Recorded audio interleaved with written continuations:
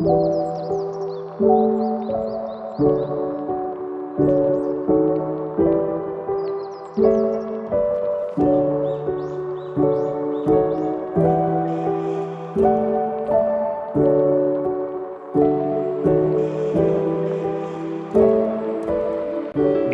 Utsman bin Affan. Ia merupakan salah satu sahabat Nabi Muhammad SAW yang menjadi Khulafaur Rasyidin ketiga setelah Abu Bakar dan Umar bin Khattab.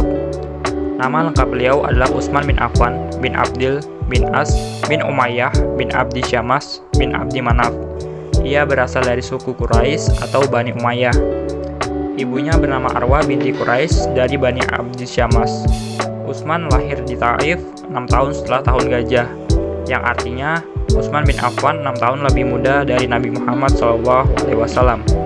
Dan ia memeluk Islam karena ajakan Abu Bakar dan menjadi salah satu as-sabiqunal awalun, yang artinya orang yang pertama kali menerima ajakan dan seruan Nabi atau mereka yang pertama kali masuk Islam.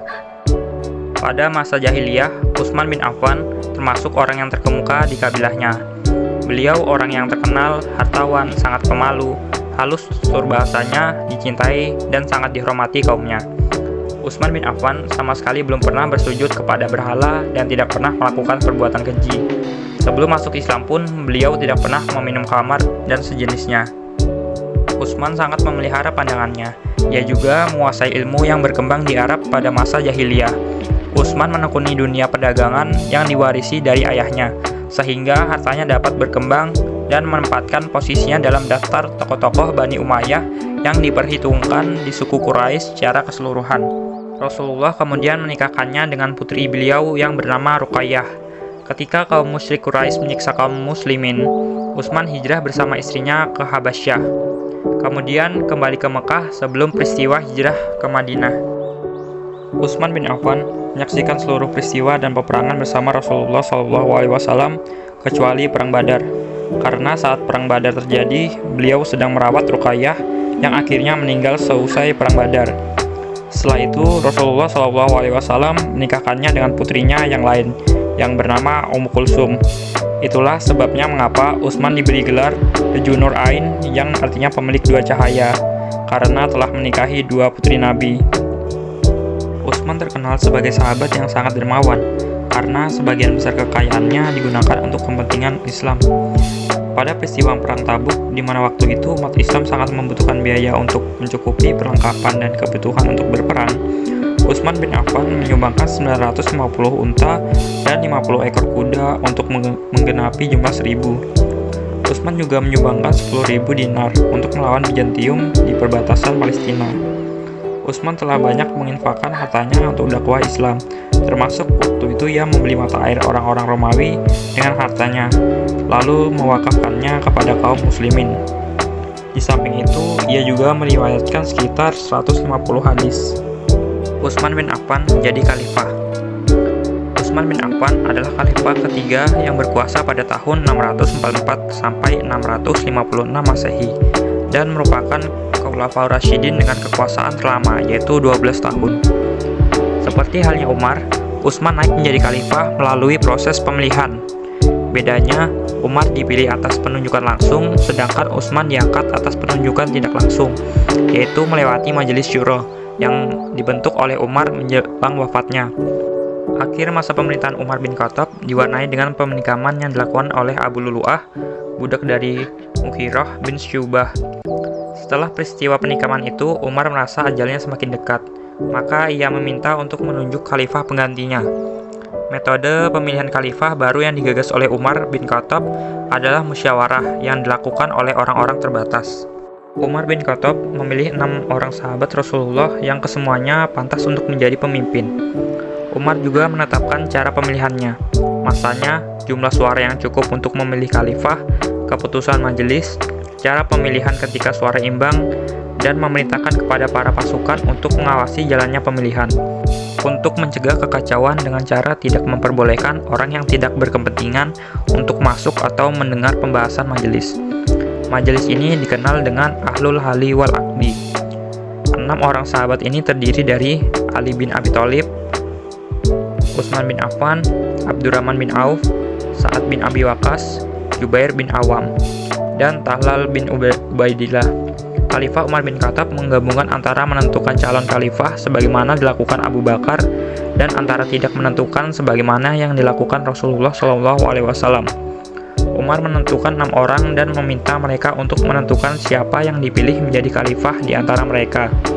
Setelah bermusyawarah di antara ke-6 sahabat, maka terpilihlah Utsman bin Affan sebagai khalifah selanjutnya.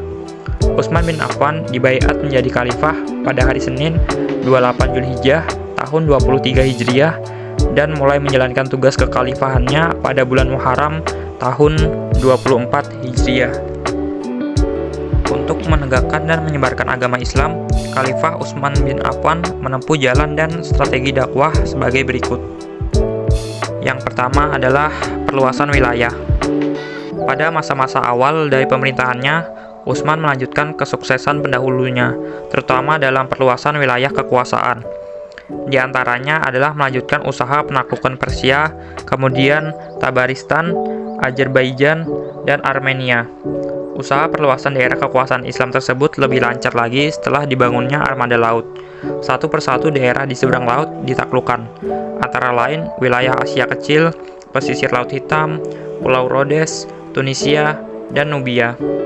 Salah satu pertempuran penting di sini adalah Zat As-Sawari atau peperangan tiang kapal yang terjadi di Laut Tengah dekat kota Iskandaria.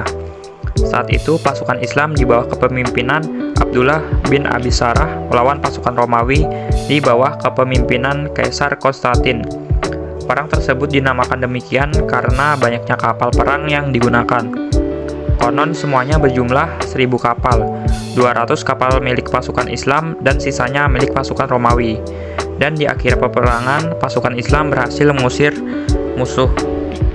Dalam upaya pemantapan dan stabilitas daerah kekuasaan Islam di luar kota Madinah, Khalifah Utsman bin Affan telah melakukan pengamanan terhadap para pemberontak yang ada di daerah Azerbaijan dan Rai karena mereka enggan membayar pajak.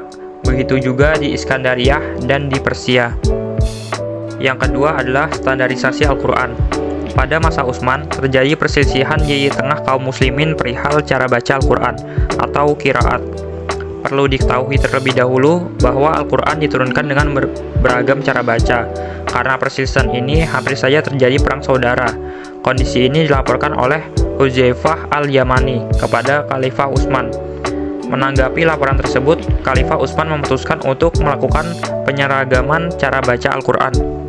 Upaya penyusunan Al-Quran diketuai oleh Zaid bin Tsabit. Adapun hal pertama yang dilakukan Dewan Penyusun adalah mengumpulkan tulisan Al-Quran yang diantaranya disimpan oleh Hafsah, istri Nabi. Setelah pembukuan selesai, dibuatlah beberapa salinan untuk dikirim ke Mesir, Syam, Yaman, Kufah, Basrah, dan Mekah. Satu mushaf disimpan di Madinah. Mushaf-mushaf inilah yang kemudian dikenal dengan nama Mushaf Utsmani.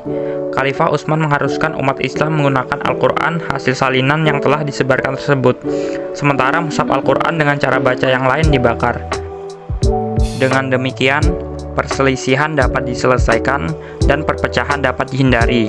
Dalam penyusunan cara baca Al-Quran resmi ini, Khalifah Utsman melakukannya berdasarkan cara baca yang dipakai dalam Al-Quran yang disusun oleh Abu Bakar. Pengangkatan pejabat negara. Pemerintah Utsman berlangsung selama 12 tahun. Pada paruh terakhir masa kekhalifahannya, muncul perasaan tidak puas dan kecewa di kalangan umat Islam terhadapnya. Kepemimpinan Utsman sangat berbeda dengan kepemimpinan Umar. Ini mungkin karena umurnya yang lanjut, diangkat pada usia 70 tahun, dan sifatnya yang lemah lembut. Akhirnya pada tahun 35 Hijriah atau 655 Masehi, Utsman dibunuh oleh kaum pemberontak yang terdiri dari orang-orang yang kecewa itu. Salah satu faktor yang menyebabkan banyak orang yang kecewa terhadap kepemimpinannya Utsman adalah kebijaksanaannya yang mengangkat keluarga dalam kedudukan tinggi. Yang terpenting diantaranya adalah Marwah ibnu Hakam.